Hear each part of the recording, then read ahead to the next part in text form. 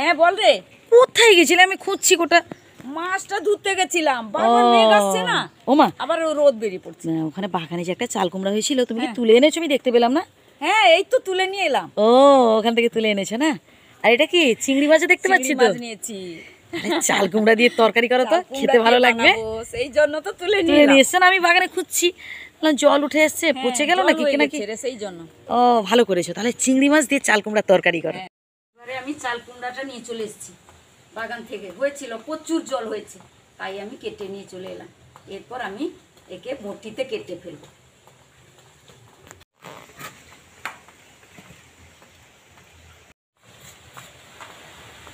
এদিকে গোটা জল না, সেই জন্য একটু উপরে একটু জায়গা দেখে আমি লাগিয়ে দিয়েছিলাম। বললাম থাক, একটা বড়ি দেওয়ার জন্য তো লাগে। দেখলাম যে বড়ি দেওয়ার আর মানে এত জল হয়ে গেছে, রাখতে পারবো না, তাই কেটে নিয়ে চলে এসেছি। এই অংশটাকে আমি বাদ দিয়ে দেব। ব্যাস, এইটাকে বাদ দিয়ে দিলাম। এইটাকে এইভাবে নিলাম, এইভাবে ছোট ছোট পিস করে আমি কেটে নেব। কেটে নিয়েছি, আমি এই থালায় ভালো করে নিয়ে নেব, নিয়ে ভালো করে ধুয়ে আনবো। গ্যাস ধরিয়ে কড়া বসিয়ে দিয়েছি। এরপর আমি চিংড়ি মাছে ভালো করে লবণ এবং হলুদ ভালো করে মাখিয়ে নিচ্ছি।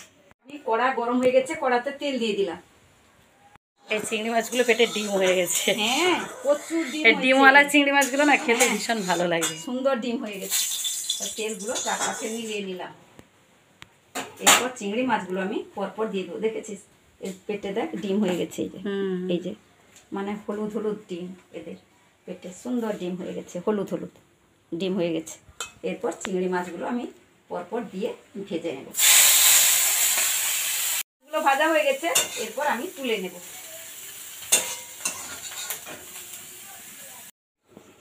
এরপর আমি অল্প পরিমাণ একটু জল দিয়ে দেব সেদ্ধ করার জন্য।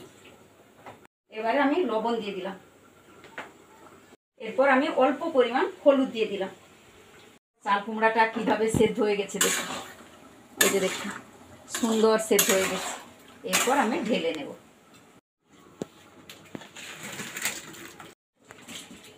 এইভাবে একটু ঝিকড়ে নিলে এর জলগুলো সব বেরিয়ে যাবে।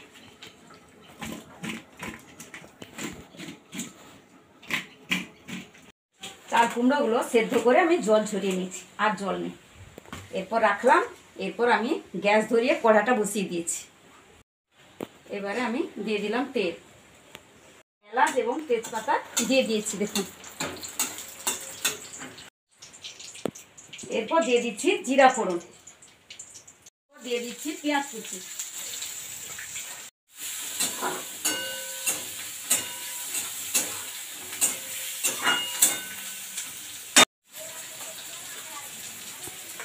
এরপর দিয়ে দেব থেতো করা রসুন, দিয়ে দিচ্ছি টমেটো কুচি।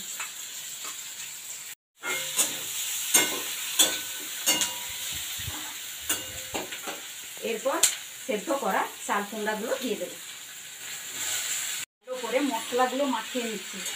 উপর নিচ করে দিলে মশলাগুলো একসঙ্গে মাখিয়ে যাবে, চাল কুমড়ার সঙ্গে মশলাগুলো সব মাখিয়ে যাবে।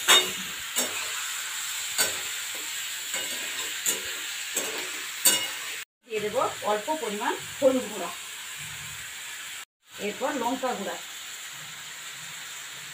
লবণ,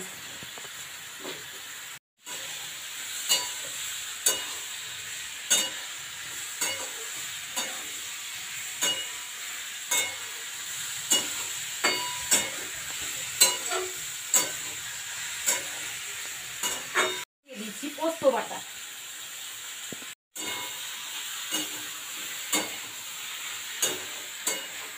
দারুণ সেন্ট উঠছে, খুব সুন্দর সেন্ট উঠছে।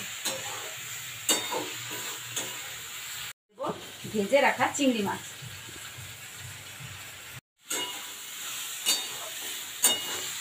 খুব সুন্দর সেন্ট উঠছে। এর সঙ্গে যে মাখিয়ে কষিয়ে নিচ্ছি তো দারুণ সেন্ট।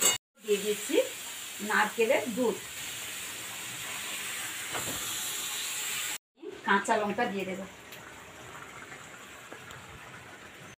হয়ে গেছে, আমি খাবারের জন্য গ্যাসটা বন্ধ করে নামিয়ে নিব।